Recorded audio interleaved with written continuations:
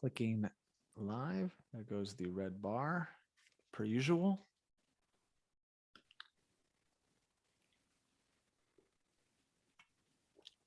Oh, we look like we're live. Can you hear me, sir? Yes, can you hear me? Yes, I can. And I can see you, Sal. All right, we are good here. All right, let me make sure. When you're ready, we can jump in, sir. I'm ready. Welcome to Just Curious Media. This is Let's Talk Movies, and I'm Jason Connell. On the show today, I'm joined by special guest, Sal Rodriguez. Thank you, Jason. I'm very happy to be here. Always a pleasure to have you, sir. Always Thank a pleasure. So today, Sal, I brought you back on because this is the second time we've done this. And you were part of the last episode, Reservoir Dogs, but we are breaking down WarGames 1983, the opening scene breakdown. We're stopping there, just the opening scene. And I'm super excited, but this is back-to-back episodes that I find out that you haven't even seen the movie. No. And I think that's actually an interesting slant that you are allowing on the show. Yes. Is how much will that opening scene grab a person? Yes. And want you to see more? Yep. And this opening scene of WarGames is intense, big time intense. I don't even think I breathed through the whole scene. Yeah. Well, before we started recording, you kind of made a connection or parallel with the TV show Voice. The Voice. I've only seen it like once. I think it's The Voice. Yeah. It's one of those things where the singer gets up on stage and all the judges have their backs to them, and then I guess if the judges like them, then they will turn around. Yeah. And I guess press the button or something like that. So it's one of those things where, like, as a parallel to this, will this opening scene of this movie or any movie make you want to turn your chair around and watch the movie? And I would say absolutely, I want to see this thing, because if the rest of the movie is half as intense as this, I definitely want to see it. And forgive me, my whole entire life, for some reason, I don't know why I thought WarGames was a comedy. Because Matthew Broderick, Ferris Bueller. I mean, I just thought it was a comedy. That was it. He's a one note. He's a one note. He's a comedian. No, I'm lame, so I'm very excited about this. That's all right. Well, it's 39 years old, so some spoilers are going to come out. So trust me, because we do just break down the opening scene, but I'm going to highlight, give perspective, and kind of talk about the story here and there. But for the most part, we're only breaking this part down, and we are going to do the kind of our usual homework, like who made the movie, behind the scenes stuff, cast, this, that, and the other. So the usual thing we do on most Let's Talk Movies episodes, but as opposed to scene by scene breakdown of the entire movie, we really take our time and unpack this, which I enjoy because we can bring in some side stories, this, that, and the other. In fact, you told me something before we got going, which you absolutely have to bring up here about the director, but in due time, save that. Sure. It's a great nugget.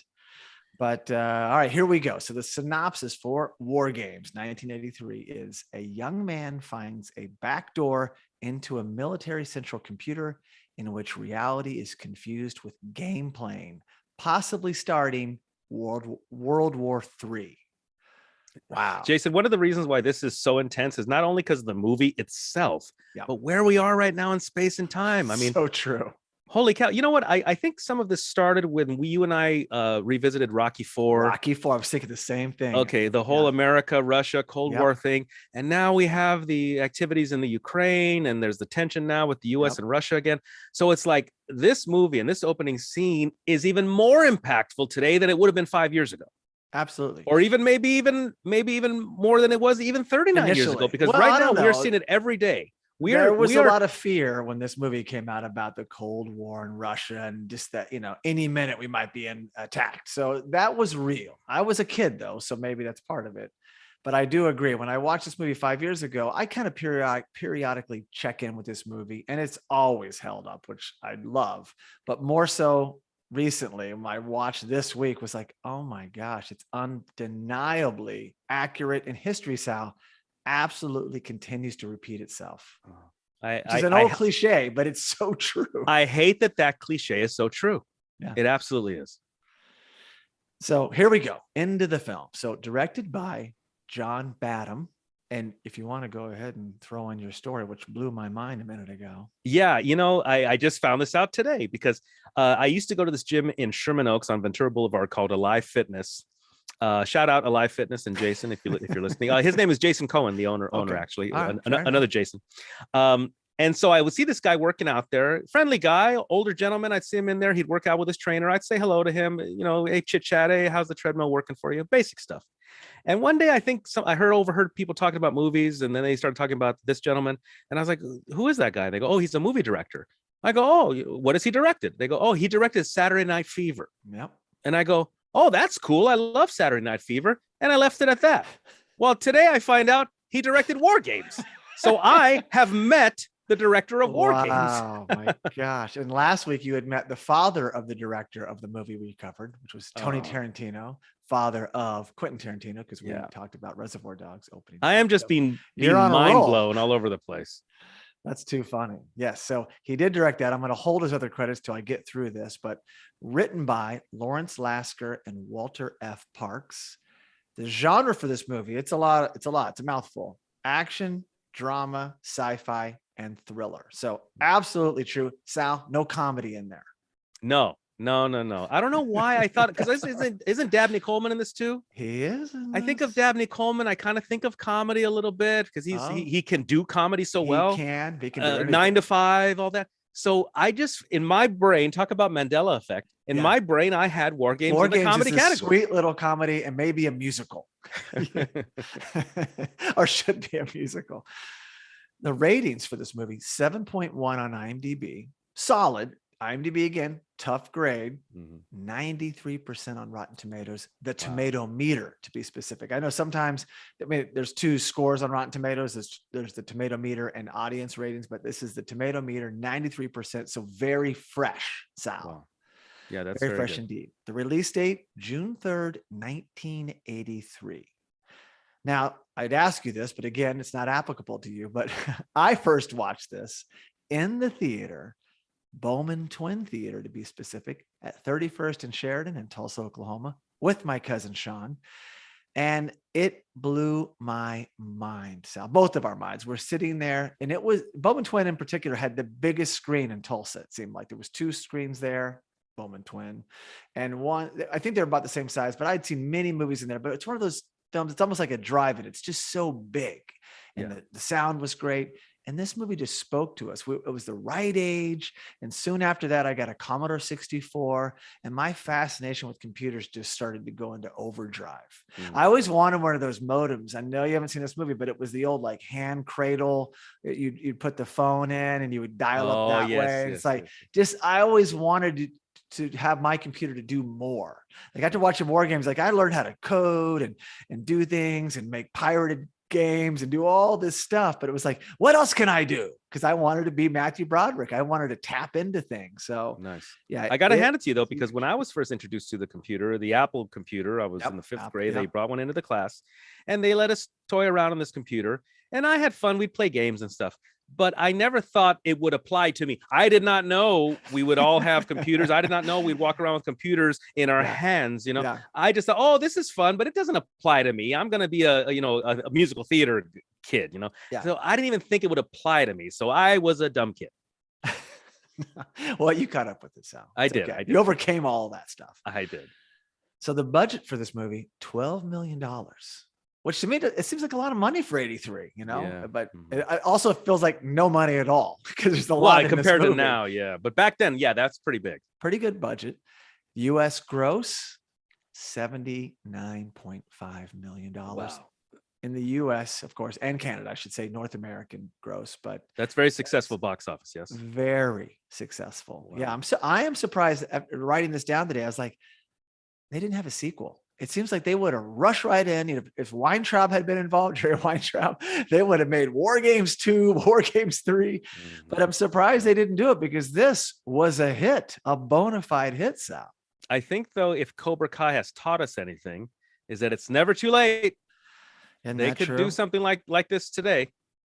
I was talking to a friend and a pretty prominent director many years ago, and I don't know how, 10 years ago, and he was telling me that he was working on an outline or a script for a reimagining of WarGames, not a remake, but like kind of in today's climate, not the political climate, but I mean technology wise, right? Sure, you could really up the ante and do a lot of things. And this is already years ago now, and I was like, yeah, no one's dusted that thing off and done that, because I'm not always in favor of a remake, but sometimes they get it right. Movies like The Fly, you could call it a remake, but the way Cronenberg took it, it complements the original. It's hard to do, but when you do it right, they're really successful. What did the movie take place in 83?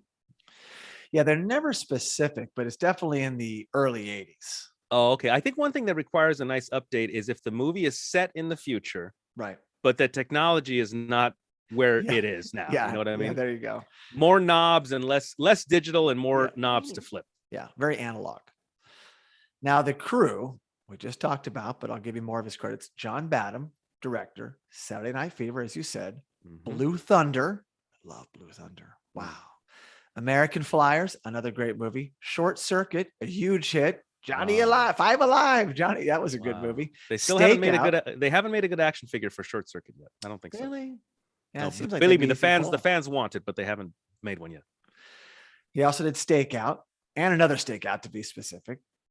Two more hits, and then Point of No Return, which is a really good movie with Bridget Fonda. It's like a La Femme Nikita. Oh, yes. Very good. So solid director, very good director, and they got the right guy to pull this movie off. Now, more about the original director. I'll save that for our little bit of trivia. Whoa. Now, the writers. Lawrence Lasker also wrote Project X with Matthew Broderick, and Sneakers, one of my favorite movies. Such a great film. And Oscar nominated for WarGames, 1983. Big. Then he really did a lot of producing and was an Oscar nominated producer for the movie Awakenings in 1990. So I like that. Yeah, great movie. And Sneakers is like an espionage movie, right? Yeah, really smart. Same kind of thing. It's a caper. There's a heist. There's a thriller component. There's some comedy. It's a star-studded cast. Robert Redford and Sidney Poitier. Very good film. Oh, wow. And then Walter F. Parks is the other writer, also wrote Sneakers. So they co-wrote Sneakers together. And then he did that TV show called The Slap, which I never saw, but that sure means a lot now, Sal. Different. Yes. Talking about a very relevant thing now. It's like, it couldn't be any bigger. And Sal, maybe tell our audience, for those who haven't heard about it, what is The Slap now all about?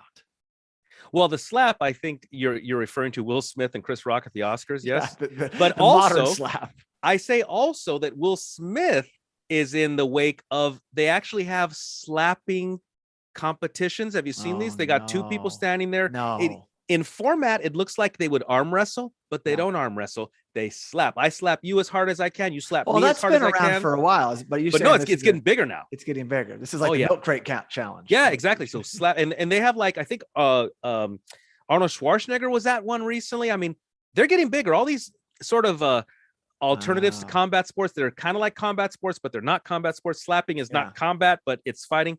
So yeah, it's getting bigger. And then now in the wake of that, then Will Smith, of course, slaps Chris Rock. And we have no shortage of memes all over the web now. Yeah, that kind of blew me away when I was watching it live, thinking, was that staged? But when they cut the audio, when I was watching it, I thought, oh no, that's a sign that this is real, because he started, even no one's talking about this. The slap was definitely out of line. He broke every rule. Someone should have stopped it from happening. Sure. But what made it even worse was the cursing from the seat. Yes, that like made anybody in earshot like cringe even more. Like, hold on, this is a real thing.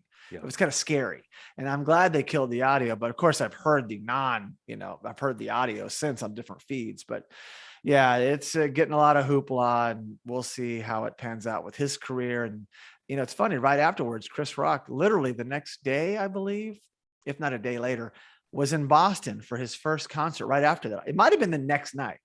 I didn't go. I didn't even know it was happening, but there was a lot of talk, and he wouldn't talk about it. He made a quick joke in the beginning, like, how was your weekend? And then everyone laughed, and he moved right on. That's so nice.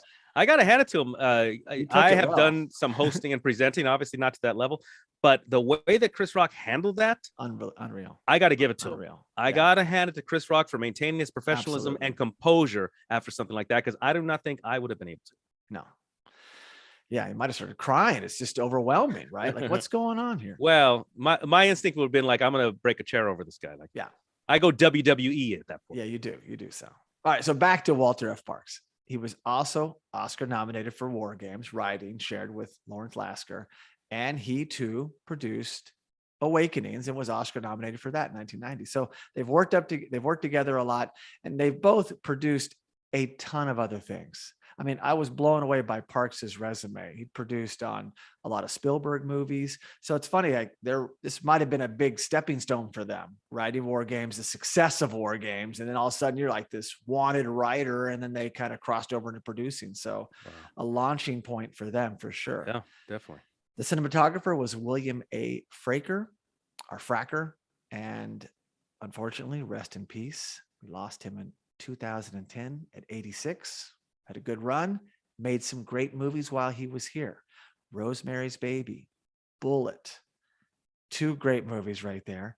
An Oscar nominated for Looking for Mr. Goodbar in 1977, Heaven Can Wait in 1978, which I recently covered on Let's Talk Movies, a review of that great movie. 1941, which was a Spielberg movie. Oh, John Belushi. Wasn't the most popular of Spielberg movies, but that was 1979. No, it was kind of tanked. Then WarGames, 1983, and then lastly Murphy's Romance in 1985, which I also love. So 5-time Oscar-nominated cinematographer, kills it here. It looks amazing. So Fraker, rest in peace, great work. And then I wanted to give a quick shout out to the composer Arthur B. Rubinstein, kills it in this. Unfortunately, another rest in peace. This happens with movies that are almost 40 years old, Sal. Sure.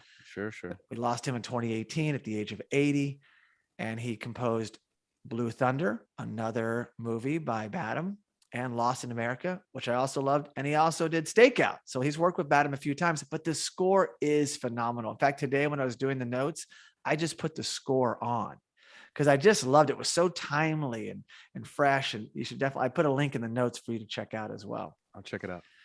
And lastly, there was one more Oscar nomination for this movie, and that was for Best Sound. And yes, the sound is great. When you watch the movie, Sal, you will learn this. But even that opening scene, all the bells, the whistles, the computer making noises, the missile, the warhead, heating up, great sound, especially for 1983. Sure. Yeah, so you can appreciate stuff. You can appreciate how well people worked with the technology they had at the time. Yeah. Didn't matter. It's the vision. Yeah. So now the cast, and we're really just going to focus on the opening scene cast. I'm going to quickly talk about who else is in the movie, but our main players, and I included a third because he's an actor we've seen a bunch. He's the guard that when they first come in, he checks them in. Oh yeah, I know him. You recognize the face, yes, for sure. Absolutely, yeah. His name is Art LaFleur. I know this is becoming very common, Sal, but rest in peace. Yep. Died in 2021 at 78. He plays the guard. His name's Ginsberg. He's in movies like Field of Dreams and The Sandlot, so classic baseball movies and many other. And then we have John Spencer. Rest in peace, 2005, died at the very young age of 58, which was shocking to me. Now, I knew John Spencer from so many things, but he plays Jerry Lawson. He was on LA Law. He was in The Rock. He was on The West Wing, for a long time. He was incredible. Great actor. You recognize he's the older of the two gentlemen of our two main cast. And then Michael Madsen plays Steve Phelps. Now, I believe what I heard on the audio commentary was this was his first movie, and or not first. Well, yeah, I think it was his first movie. And then he went on to do like Thelma and Louise, and of course Reservoir Dogs, which is funny, Sal. So maybe this is a theme for Let's Talk Movies. There has to be someone to hand it off to the next movie. Yeah. So Michael Madsen came over from Reservoir Dogs, and we brought him back. I forgot he was even in this, Sal. I was like, wait a second, it's Madsen. And of course, he was in Kill Bill Volume 1, Volume 2, The Hateful Eight. So a lot of Tarantino movies and so many others, and he's always fantastic. Do we know if Michael Madsen is related to what's her name, Virginia Madsen? He is indeed. They are brother and sister. Nice. Very nice. So who else is in the movie who we don't see in this opening scene? Well, Matthew Broderick, as we just talked about, he plays David. Dabney Coleman plays McKettrick. McKettrick, and he's phenomenal as usual. Of course, I did a documentary on Dabney Coleman himself. Not such a bad guy. Conversations with Dabney Coleman. So I've gotten to know him, met him through the film festival, became friends. let me do a biography on him. Had him on the podcast at one point in time. We interviewed him. So he's amazing. And every time I see him, I'm like, oh my gosh, like I was just a kid idolizing him in all these roles. So to know someone, it kind of blows my mind still, but he's still going strong. Was in Yellowstone recently in an episode. So nice. Still acting, still sharp as a tack. That's good to hear. And doing great. Then there's John Wood. He plays Falcon. Also rest in peace, but I didn't get his stats down, but I know we lost him. Ali Sheedy, a very young Ali Sheedy who became a brat packer. She plays Jennifer. And then Barry Corbin, who's fantastic as General Behringer.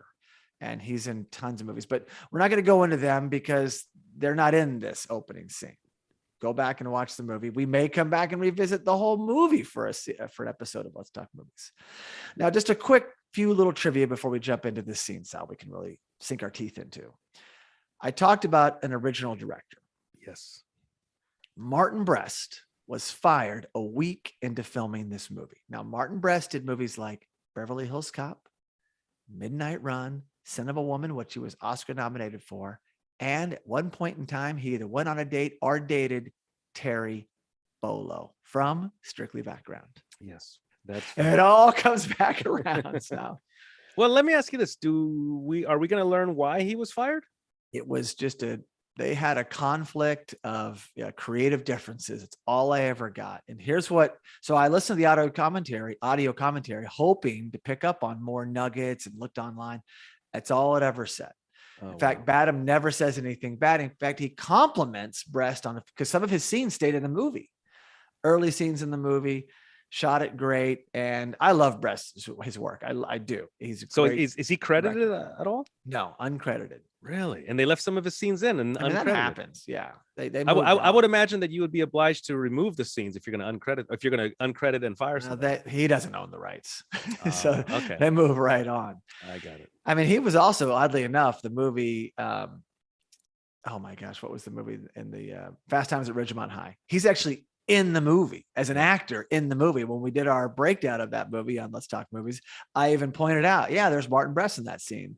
They're at the morgue and they're like looking at a body and people are getting in, like, Spicoli's like, awesome. He's like really loving it. They're like exploring this cadaver. Oh yeah. Martin Brest is right there, which is like, what the heck? That's so weird. But it was, it was the 80s. Sure. So he was fired and Badham came in and basically he was saying that he had like, we'll give you a few weeks to, prep because he's coming into something. It's already going. Everyone's on hold. Everyone's getting paid. And he was going to take a few weeks to kind of flush out and, wrap his head around the thing. And they kept saying, hey, can you just get going now? Can you just get going? Because we got to get going. So he just jumped in really early, hit the ground running, and it didn't impact the movie at all. It's an incredible film. So a credit to him and the entire team and organization for doing so. Under some tough circumstances, mind you, I'm sure. Everyone shows up to work. The director's fired. I mean, Sal, you're an actor. That would be, that throw you off your game, I would think. Well, the closest I can imagine that is I'm in a play right now, the stage adaptation of the Lilies of the Field. We have 11 performances. We're just finished 8, and we're going to do 9, 10, 11. And I came in late, so my role that they couldn't find an actor to do my role. Yeah. Or anyone that they liked. So I came into the production, this theater production, about a month after everybody. Wow. And speaking of first scenes, I am first out on the stage. So what you're doing here with analyzing the first scenes of movies really impacts me because in my play, I'm the first one out there. So I think about that now. You're it. I am. You got to set the bar high, Sal. I absolutely do. More pressure. And speaking of Sidney Poitier, wasn't he in a film adaptation of your play? It's my understanding that it was a novel and then it became a movie, and somewhere along the way it became a play. And then it became a play. Okay. It became a play. But yeah, Sidney Poitier won an Oscar for his portrayal of Homer Smith in Lilies of the Field. Yes. Nice. So 2 more quick ones. The movie is based in Seattle. We know that when you watch the movie Seattle, Washington, you know this. And they're also at NORAD, which is at the Cheyenne Mountain Complex in Colorado. A couple things though. The NORAD entrance tunnel is at Griffith Park.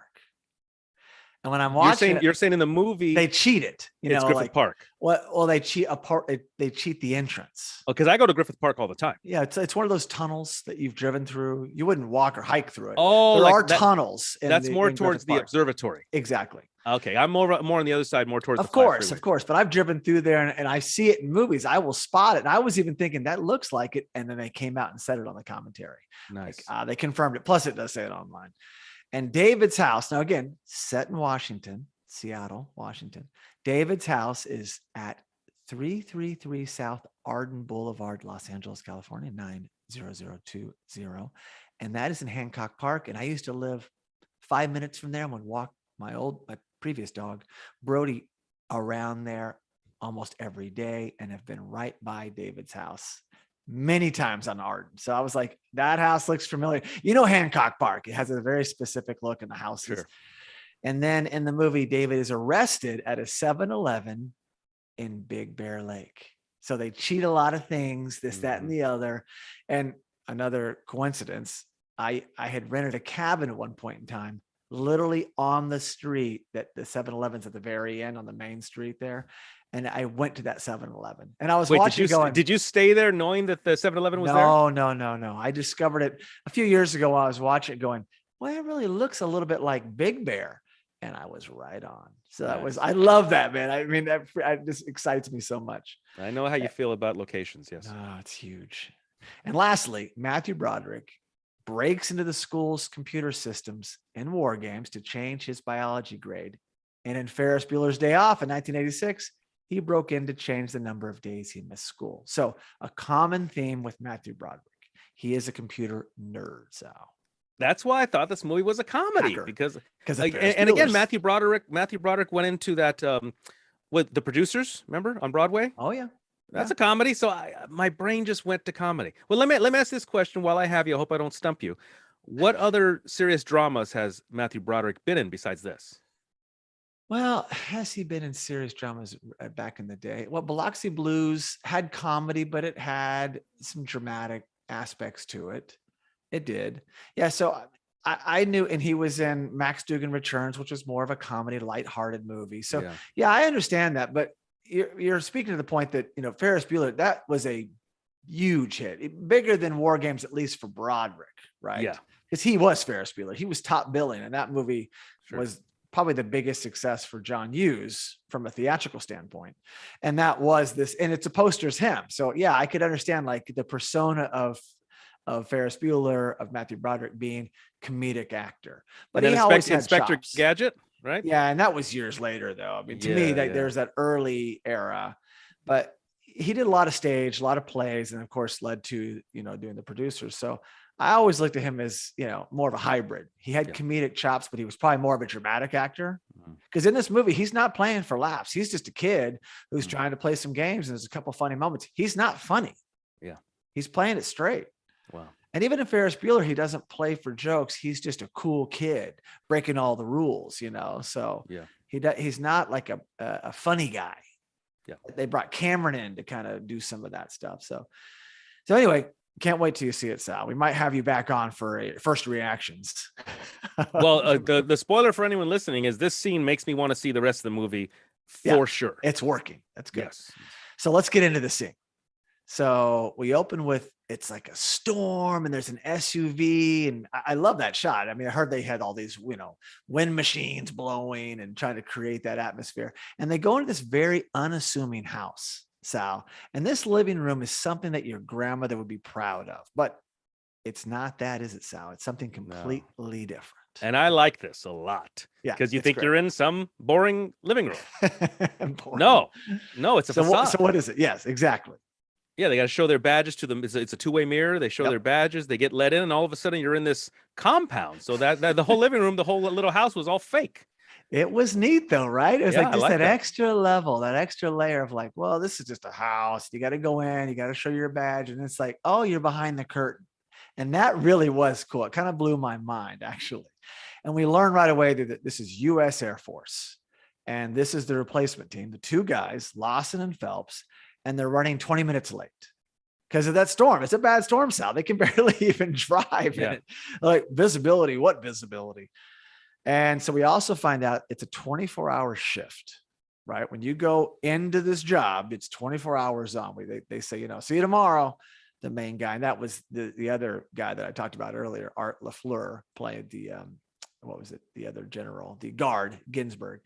And also, Sal, I noticed that they give them weapons and bullets, which come into play, but very interesting that they give that to you. Like your standard issue, you're checking in, signing in, here's your gun. And I thought that was pretty interesting.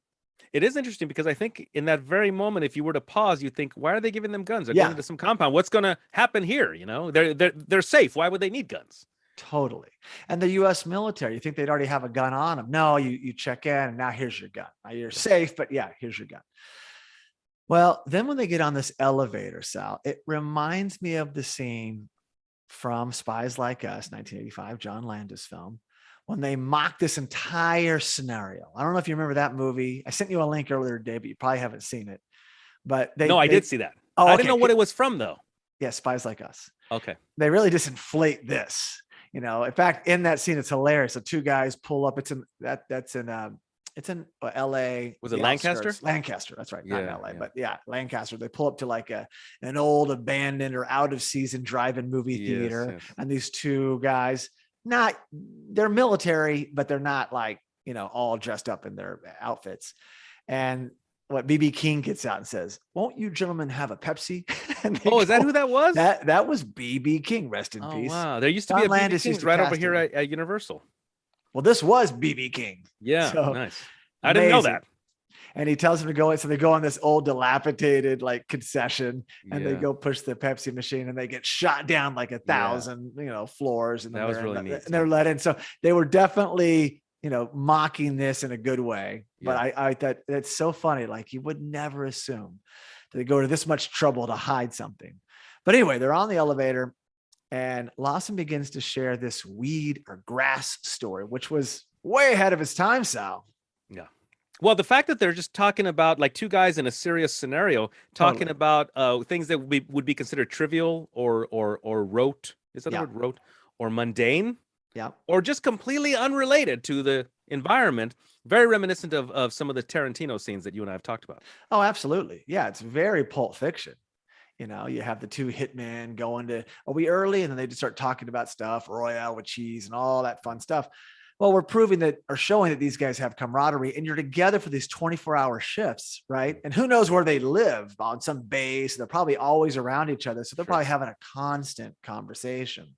Yeah. They just pick it right back up. But it was interesting that these military guys are talking about weed. And then they get off the elevator. They approach this huge vault door. They dial in. It looks like 1 star 33. I don't know what that was for. Maybe 33 is a Larry Bird reference. Who knows? But then they relieve Tucker and Bevan. And Sal, Bevan's perturbed with them and writes them up. Yeah, because they're late, right? Yeah. And they're always late, I think. I think there's like you guys, because you're waiting to be released. You're ready to go after 23 hours, Sal. You can't leave until they get there. Right. Yeah. It's 24 hours plus 20 minutes. Mm. So the vault opens and you're really seeing the level of security. I mean, that door, no one's breaking in that thing, let alone you got to go through all the layers to get there. No. And at this very moment is where my claustrophobia starts to kick in. Dude, yeah, because you're underground, man. You're underground. And there's no windows. It's one of the reasons why I don't like taking an underground subway. I do not like underground subways. I don't like them. And most are underground. I mean, in Chicago, most are. But that's what I loved when I was in Japan. They had various parts of the subway about 15 feet off the ground going through Tokyo. I said, well, this is fantastic. But then as soon as it goes under the city, no, I don't like underground subways. I feel boxed in. I really do. Yeah. When I'm in New York and sometimes I would go over to that film festival in Hoboken, I had to go over there and you really go in a subway underneath the water, the Hudson River. And that's when I'm going. I think is crazy. That's the one time I'm going, we're really underneath that, huh? That's the one time it sets in like, God, just get through this thing. Oh boy. Oh. Yeah. Not a fan of that moment. No, I start to hyperventilate even just thinking about it. Well, before they go inside, I love that sign on the right. Did you see that thing? I missed that. No. Oh my God. It says anyone urinating in this area will be discharged. I love it. I swear it says that. It's so funny that, that was put there to say, does anybody notice this? This is an Easter egg or it does say that. You're discharged. Get pissed down here. So then they go in this computer server room, Sal. It also looks like something you could do Bitcoin mining in, I think. It's servers everywhere, 2 desks, and they look about, 10, 12 feet apart, right? They're not side-by-side desk. Yeah. They're apart for a reason, which we're about to talk about. Yes. And one is facing like a wall and the other one's facing this other wall. So if this guy looks over, he sees his back, but the other guy doesn't really have a vantage point of him. All by design. Yeah. I tell you. Yeah. Which is cool. Anything to add before I continue?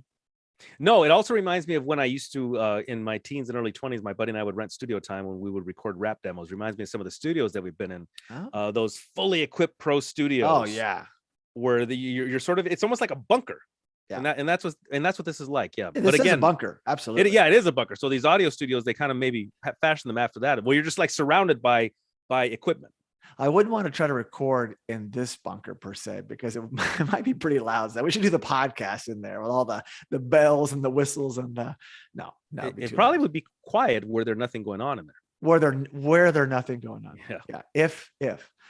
Well, now out of nowhere, they literally just sit down, getting comfortable. Mind you, they're 20 minutes late. So had they been there, they would have had more lead time. You know what? It just occurred to me. Had they been 30 minutes late, a little bit later, it could have been the other guys who dealt with this. They couldn't have got down. They're on lockdown. Oh, boy. Wow. Yeah.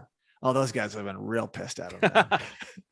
So then Phelps has a red light appear because they both have their little desk and thousands of buttons and panels and whatnot. And it's number 8 warhead alarm. And Lawson says, to flick it with your finger. It's almost like, hey, my computer's not working, to reboot it. Just kind of, okay, flick. It goes off.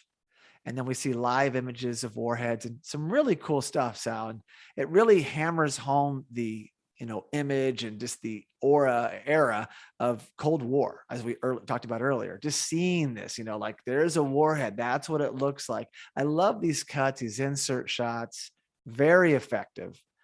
And, you have, I'm sure this is accurate too. You probably had back in the day teams like this in bunkers, standing by, waiting to fire if and when needed. I mean, someone with that, this is based on something of reality.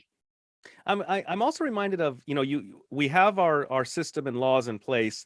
Yeah. But the person who delivers the order is not the person that presses the button. No, it comes from the president. They talk about it in the movie. Well, there you go. Like for example, when it comes to state executions, it's not the governor that pushes the button. It's not a judge.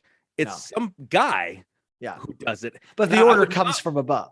Yeah, but I mean, I would not want to be that guy pushing the button for whatever it is. Talk about the responsibility. Holy cow. Yeah, and that looms here in this scene, which makes it quite intense as we're getting there. We're revving up to it. Well, then all of a sudden, so the flicker goes away and then a siren kicks off. Sirens.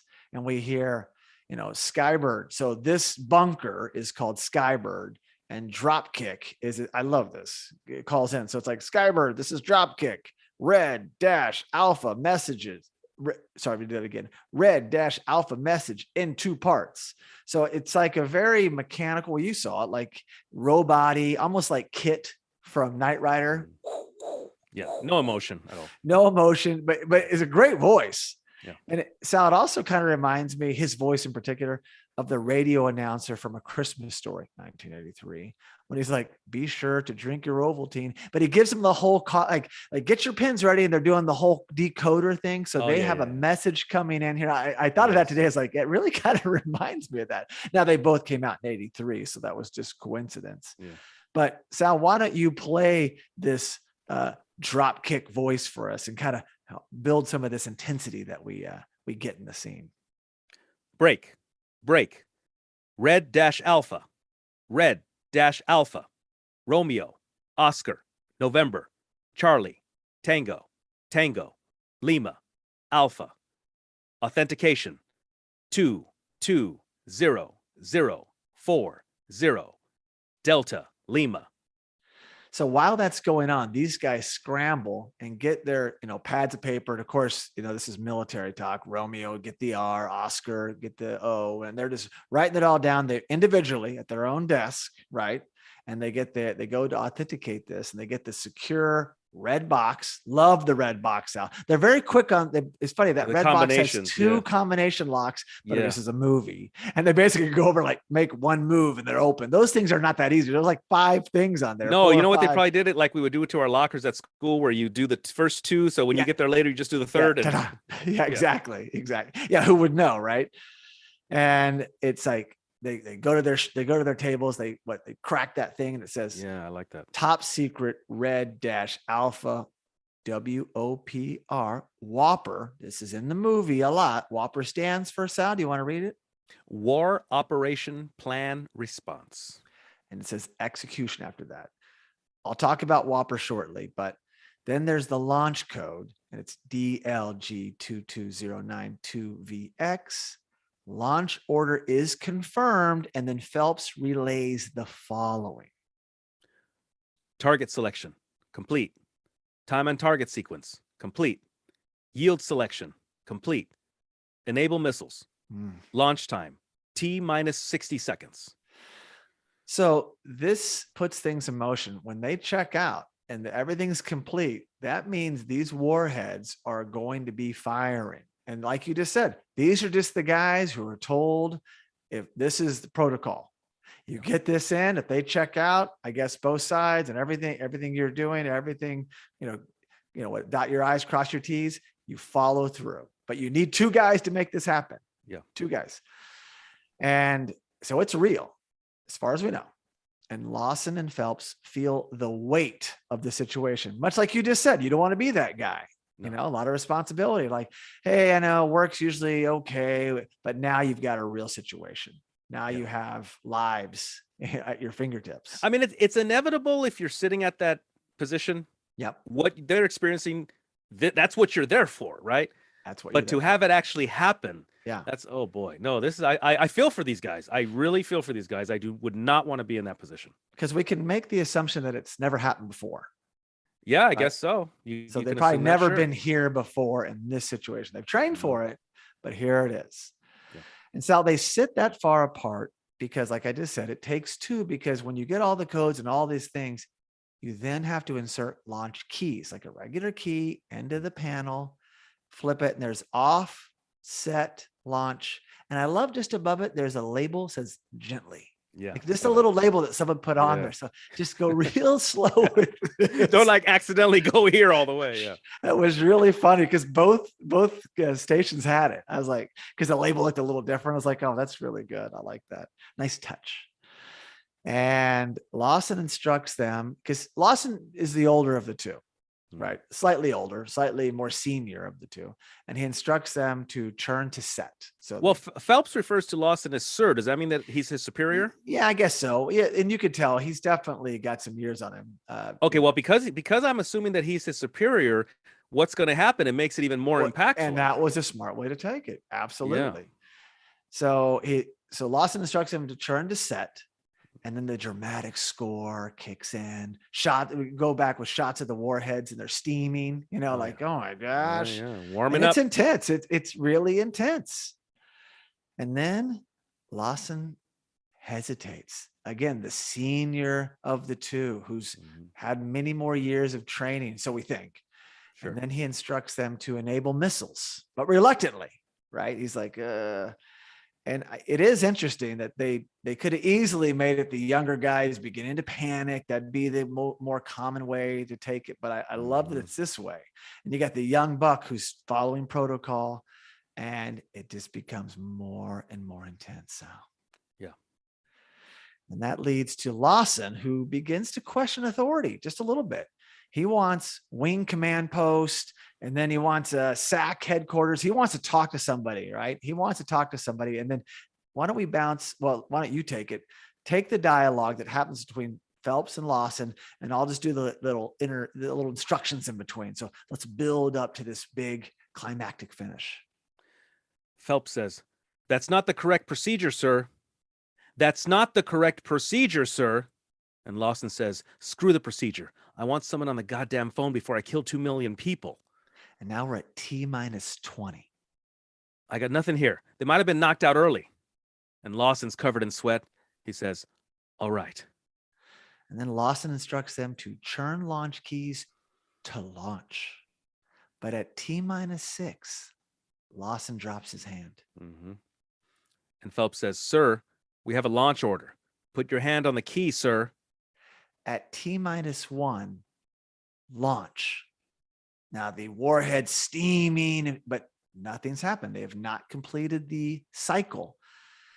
And Phelps points his gun at Lawson, whose back is to Phelps by design. He can't even see it. It's a powerful image. And please continue. "Sir, we are at launch. Turn your key." I'm sorry. "Turn your key, sir." Again, pointing a gun at what I believe is his superior officer, Yes. which is more intense, even more so. Yeah, when Lawson, and by the way, John Spencer was such a fantastic actor. When he says that, "I'm sorry. I'm so sorry." He's not even talking to Phelps. He's having his own like moment saying it to the there. universe. Yeah, exactly. It is powerful. And they went with the better, more mature actor for that role too, which was fantastic. And I love that. Yeah, Phelps has got him in his crosshairs. Now, Sal, he can't really kill him. If he does, he cannot complete the cycle either. So there is that juxtaposition. Like he's just trying to like intimidate him into turning his key. You know, it's almost like there should be a third guy, like just in case. You know what I mean? Because if he were to shoot him, heaven forbid, then the whole thing is just ruined. You know? Yeah, and well, back to the guns. Those guns are there for that very reason. For each other.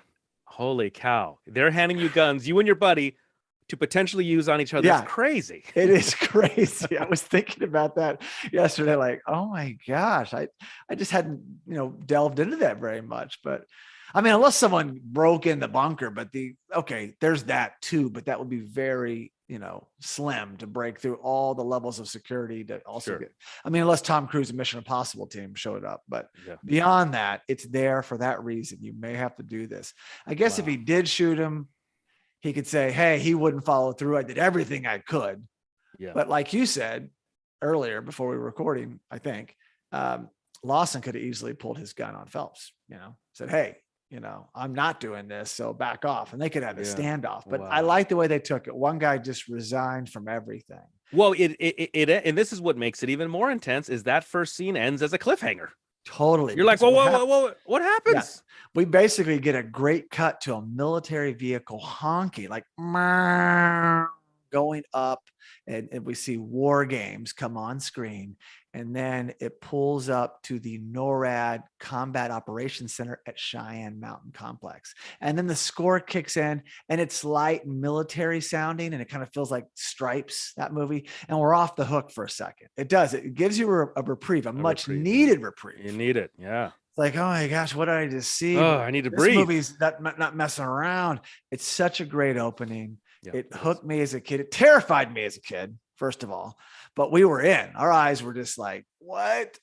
And then now we're at NORAD. And then what happens, Sal? Because again, you haven't seen this, but you begin to kind of meet some of the other players. And first of all, I should also say, we find out soon enough that what happened here was indeed a drill. They were led. That's what I thought. They didn't know. I thought there's gotta be, like, in other words, I guess I don't want it to be real. So I'm thinking this wasn't real. These guys didn't even know they were in a drill. Maybe one of those things, Exactly. So Lawson's hunch. Now, I don't know if his hunch was, is this a drill? He just wanted someone to verify before he killed 20 million people, him and his cohort there. But also, we don't know, like, the viewer doesn't know. Phelps.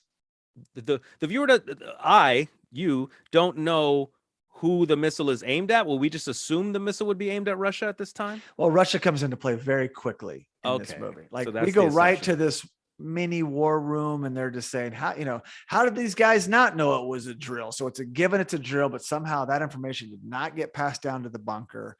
Thank goodness that Lawson had this kind of change of heart and averted. There was the first aversion of World War III right there, because if they fire those missiles, there'll be counter missiles and counterattacks, but that information didn't make it down there. But this puts the movie into motion, Sal. It's a great device because this makes it that computers. Well, hang on, let me back up.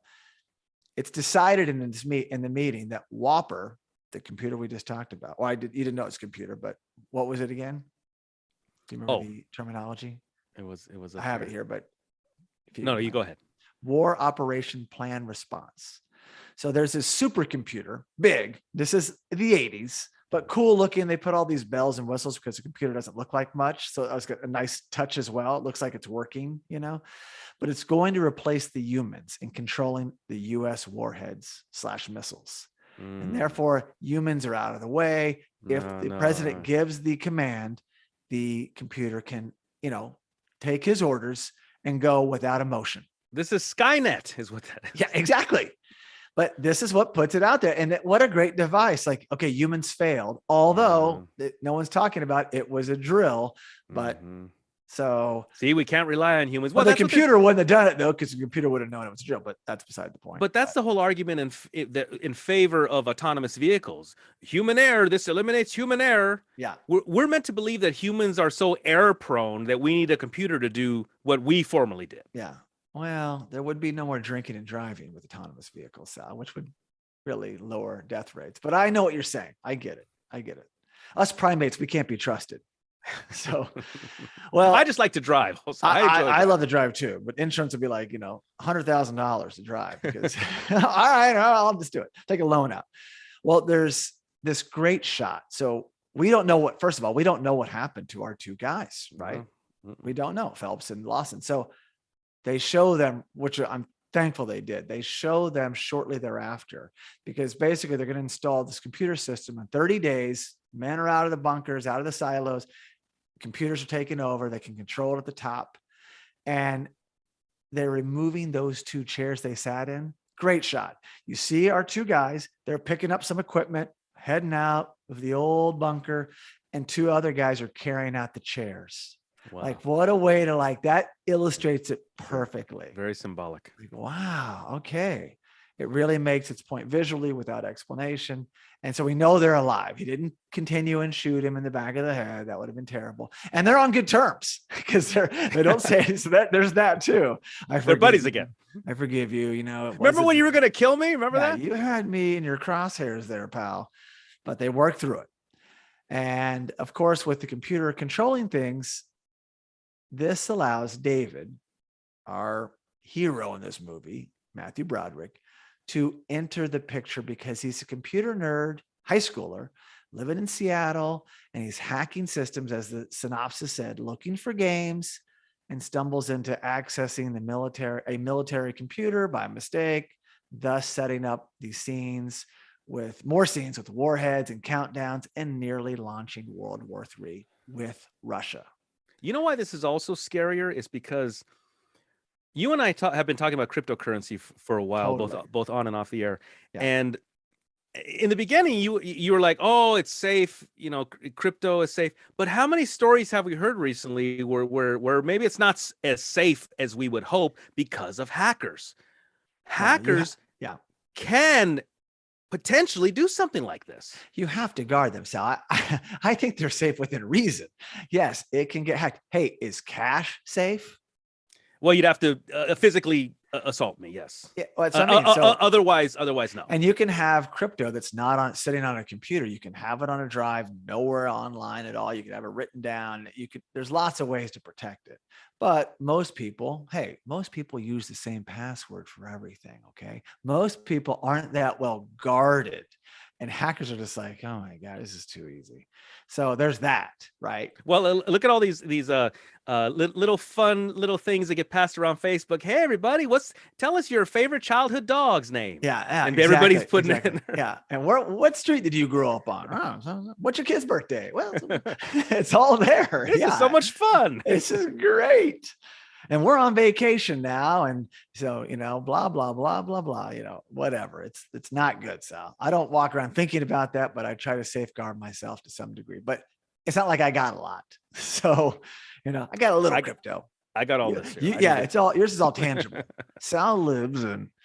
Someone would have to come in with a wheelbarrow. Yeah, totally. Well, we talked about this in the beginning, but it is amazing to me, Sal, that 39 years later, there's all this turmoil and issues with Russia, them, going into Ukraine and all that's happening. And it is incredible that history repeats itself like it does. And as far as that matter is concerned, I hope and pray for a good outcome. It puts the world we're all a little uneasy. And it's just, and there was a long time that Russia was kind of dormant as the big bad superpower for a long, long time. But here it is, rearing its ugly head again. And I just happened to dust this movie off. And you're right, it kind of started when we did Rocky IV, when Stallone went and made the ultimate director's cut, Rocky vs. Drago. And that put it on our radar. It's like, oh yeah, the Cold War, and all that is right there in that movie. And it's here in this movie as well. But to this movie's point, it holds up beautifully. I gotta say, as good now as any viewing session I've had, because I periodically check in, once every 5, 6, 7, 8 years that it comes on, or I put it on. I'm like, oh my gosh, you just forget how good it is and how young everybody is, right? Yeah. Like, look at Dabney, look at Matthew, look at Ali Sheedy. But it is fantastic. And it, although not a comedy, it has just the right amount of comedy in it. There is some comedy in it. Not from Matthew Broderick. He really plays it straight, but Barry Corbin brings some comedy. Okay. He's, and I read that he ad-libbed a lot of his lines. There's this great line in the movie where he's like, well, they're always going to a DEF CON level. So like, I think they got it backwards though. I think in real life, I think like 5 is the scariest, and whatever it is, the real military, they got it wrong, because on the audio commentary, they're like, we got that wrong, but whatever. So there's DEF CON 1, 2, 3, 4, and 5. And if you're getting towards like the 5, it's like, it's really scary out there, or maybe it's 1. Now I'm getting confused, but whatever it is, it's our defense conditions. That's what it stands for. And wherever we're at, and if we're at high alert, the whole world's on panic, and fighter pilots are standing by, and they're getting ready to launch the missiles. And this movie gets to those points. Well, the idea would be that with each, it's like a burn, 1st degree burn, 2nd degree, 3rd degree, right? Yeah. Murder in the 1st degree, murder. It's like the higher the number, the greater the threat. I think we would think, right? I would think, but however they got it, I'm getting confused because I listened to that commentary, but whatever they go to, it's like, oh, here we go. We're on the verge of World War III. If we get to that DEF CON level, it's on. And what's happening is this, it's like the doomsday clock. Right? Exactly. And these, I got to say, there's other memorable scenes. Anything at NORAD, they did an incredible job. There's computer screens everywhere, people everywhere. But like I was trying to say, and I cut my own self off, but there is comedy. Barry Corbin, there's a sense of panic, and Dabney Coleman's great in the movie, and all these other aspects. But Corbin has lines like, well, I'd piss on a spark plug if I think it would help. He brings that Texas kind of twang and logic, and then he's real serious again. So there's moments of like reprieve, and then it's like intense again. But not a comedy, but just the right to let us off the hook here and there. Yeah. No, I've learned to appreciate when they relieve the tension. They release that pressure valve. I think we as audience, we need that. We can't be, clenching our teeth through 2 hours, Exactly. Yeah, I was trying to look this up really quickly, but I never reached DEF CON 1. Okay, the highest point. So the real US, the US has never reached DEF CON 1. The highest it's thought to have been is DEF CON 2. So that the movie, it's in reverse. They got it backwards. So that's what I thought. DEF CON 5 would be World War 3, and they get to like 4, and they're right there, and they might even go there, but then they're well, I won't ruin the ending, but there's a lot going on. The computer's simulating things. They think they're seeing reality, and what they're not, because the computer's kind of taken over and it's simulating this war. And that's the beauty. So yeah, we're on the verge of meltdown constantly in this film. And there's some other great scenes, really cool technology, really analog, cool stuff. Matthew Broderick, he like opens a locked door with a micro cassette recorder because he like figures out the tone. That sequence alone blew my mind. Like, he's behind some door that has like a keypad, and he rigs up a micro cassette recorder and then learns the code and plays it back to itself, and it opens it like MacGyver stuff before MacGyver, right? Jason, the closest I ever got to that was when I was a kid. I used to put nickels on the train tracks. Oh yeah. The train would run over the nickels, and those nickels I would put into the video game machine. I would they put would them. They would work in the Donkey Kong machine. Wow. And I was the only, I didn't tell anybody. I didn't want to burn the spot, as we would say. Sal Rodriguez. But yeah, that's the closest I've ever gotten That's to clever. hacking in. That's good. Well, David also uses a payphone with no money. He like takes the receiver off, kind of does something. Oh, the paper clip. I know. Yeah. We used to do that. You put the like paper clip in the receiver, then you put it in. Yeah, we used to do that. Yeah. Oh, hey man, you should have been in WarGames. I should have been. I was doing WarGames. I didn't even know it. And there was something else really cool, because earlier there was a voice talking, but in this movie we actually see and hear computers talking. And listen to that commentary. I picked something up how they did it, because computer voices, but this is before you could even do it. It was readily available, right? Even David's computer at his house. But they took the actor who was a British actor who we lost, passed away, unfortunately, who played Falcon, was, where's his name? It was John Wood, but yeah, John Wood. And he basically had a really great British accent. And he said words, but he would say sentences in reverse. This is what the director Badham had him do. So if he was going to say, basically, he this great phrase in the movies, shall we play a game? Because this computer just wants to play these games, because Broderick kind of stoked the fire. And so he would have this actor, John Wood, say it in reverse, like game A, play we shall. And then he'd play it normal, but just that structure, saying it in reverse, gave it that rhythm. The rhythm awkwardness. changes. The cadence. It was like, shall we play a game? And that's how it came out. And it's beautiful, because his voice also is just so distinct. So I didn't know that. I thought it was some, emulated real computer voice, but that was very clever. Nice, reminiscent of the old Speak and Spell. Remember Speak and Spell? Exactly. Yeah. So a lot of good stuff to look forward to. I know that we gave some hints away here, but again, it's hard to not have spoilers after almost 4 decades.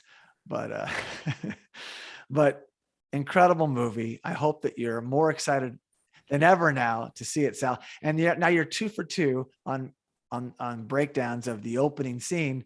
But I'm hoping these lead to your hit list of movies, and you're gonna follow through and watch them. And we'll keep having you back. So I like your list. You are bringing things to my attention. You are showing me the first scenes of movies, and now I want to see more of them. But I like the idea that I'm sitting here almost kind of clueless for the rest of the movie, and just solely focused, and I only know the opening scene, which is all that we're talking about. So I kind of like that angle too. I do too. Now I'm going to have other people on the show that actually have seen the opening scene, and maybe the movie as a whole, I should say, maybe rephrase that, the movie as a whole. But I like your angle. We like it. We're exploring it. This is good. And not that we're only going to do opening scene breakdowns, but on this show, I'm trying new formats, and I'm going to do a few of these, and then we'll go back and do a full movie breakdown, and we'll have another interview. Hey, it's a mixed bag here. We have lots of fun. What we do, we always talk movies, Sal. That's what we do. Yeah. So without further ado, please enjoy WarGames. Yes. So thank you so much for listening. And please be sure to subscribe to the Let's Talk Movies podcast, as well as the Let's Talk Movies YouTube live channel. You can also really help us by giving the show a 5-star rating on Apple Podcasts. And for all you listeners that enjoy sharing your thoughts, you can leave us a review on Apple Podcasts, send us a direct message, or post a comment on any Let's Talk Movies social media platform. We also I'm burned out. We also highly recommend checking out our other podcast and visiting justcuriousmedia.com. Great job. Hit the wall there. I need some more